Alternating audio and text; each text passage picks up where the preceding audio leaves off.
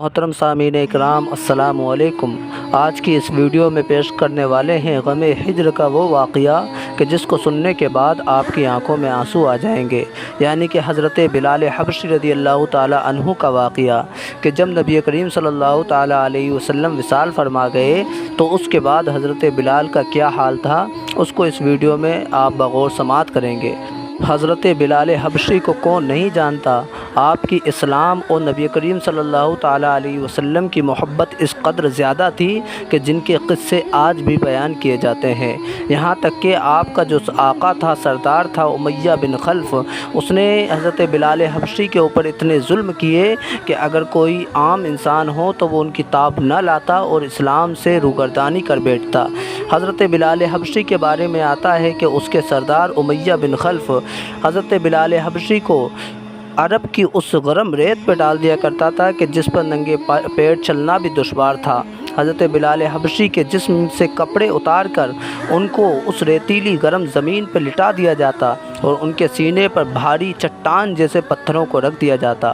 رات میں آپ کو کوڑوں سے مارا جاتا اور پھر نمک لگا کر آپ کو ریتیلی گرم زمین پہ لٹا دیا جاتا اور صرف یہ کہا جاتا کہ یا تو تم ایسے ہی مر جاؤ گے یا پھر اسلام سے روگردانی کرو تو تم کو معاف کر دیا جائے گا۔ لیکن حضرت بلال حبشی کی محبت کا حال یہ تھا کہ آپ اتنی تکلیف سہنے کے بعد بھی احد احد کے نعرے لگایا کرتے تھے۔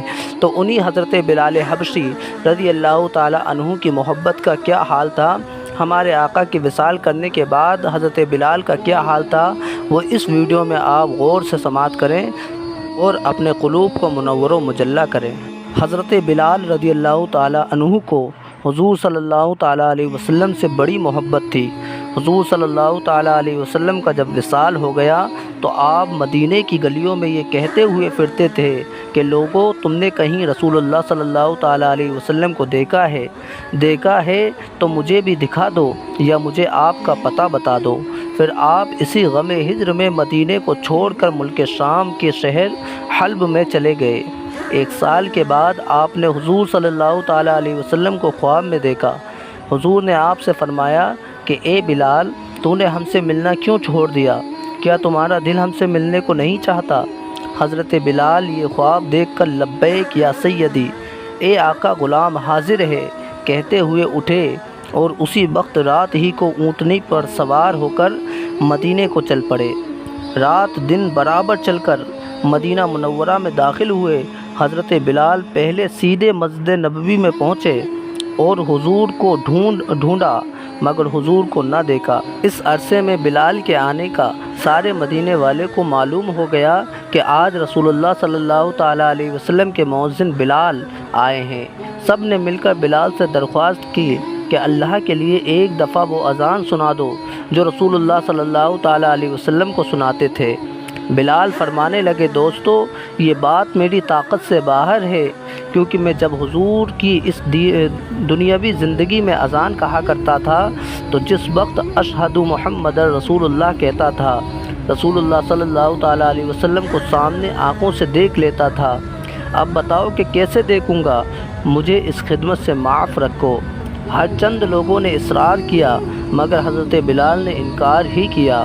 بعض صحابہ کی یہ رائے ہوئی کہ بلال کسی کا کہنا نہ مانیں گے، تم کسی کو بھیج کر حضرت حسن حسین رضی اللہ تعالیٰ عنہما کو بلا لو۔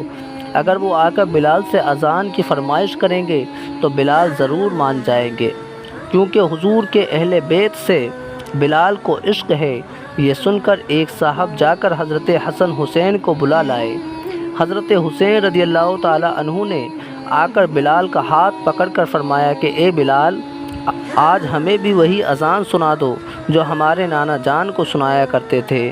حضرت بلال نے امام حسین کو گود میں اٹھا کر کہا، تم میرے محبوب کے کلیجے کے ٹکڑے ہو، نبی کے باغ کے پھول ہو، جو کچھ تم کہو گے منظور کروں گا، تمہیں رنجیدہ نہ کروں گا کہ اس طرح حضور کو مزار میں رنج پہنچے گا۔ اور پھر فرمایا، حسین مجھے لے چلو، جہاں کہو گے اذان کہہ دوں گا۔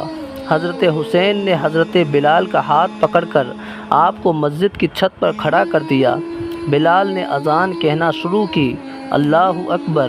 مدینہ منورہ میں یہ وقت عجب غم اور صدمے کا وقت تھا۔ حضور صلی اللہ تعالیٰ علیہ وسلم کو وصال فرمائے ہوئے ایک زمانہ ہوا تھا۔ آج مہینوں کے بعد اذان بلال کی آواز سن کر حضور کی دنیاوی حیات مبارکہ کا سماں بند گیا۔ بلال کی آواز سن کر مدینہ منورہ کے بازار گلی کوچوں سے لوگ آ کر مسجد میں جمع ہوئے۔ ہر ایک شخص گھر سے نکل آیا۔ پردہ والی عورتیں پردے سے باہر آ گئیں، اپنے بچے کو ساتھ لائیں۔ جس وقت حضرت بلال نے اشہد ان محمد رسول اللہ منہ سے نکالا، ہزارہا چیخیں ایک دم نکلیں۔ اس وقت رونے کا کوئی ٹھکانہ نہ تھا۔ عورتیں روتی ہیں، ننھے ننھے بچے اپنی ماؤں سے پوچھتے تھے کہ تم بتاؤ کہ بلال مؤذن رسول اللہ صلی اللہ تعالیٰ علیہ وسلم تو آ گئے، مگر رسول اللہ صلی اللہ تعالیٰ علیہ وسلم مدینے کب تشریف لائیں گے؟ حضرت بلال نے جب اشہد ان محمد رسول اللہ منہ سے نکالا اور حضور کو آنکھوں سے نہ دیکھا تو حضور کے غم ہجر میں بے ہوش ہو کر گر گئے اور بہت دیر کے بعد ہوش میں آ کر اٹھے اور روتے ہوئے ملک شام واپس چلے گئے۔ یہ تھے حضرت بلال حبشی رضی اللہ تعالیٰ عنہ کہ جن کی محبت کا یہ عالم تھا کہ ان کے قصے آج بھی بیان کیے جاتے ہیں، کیونکہ ان جیسی محبت آقا سے نہ کسی نے کی اور نہ کوئی کر سکتا ہے۔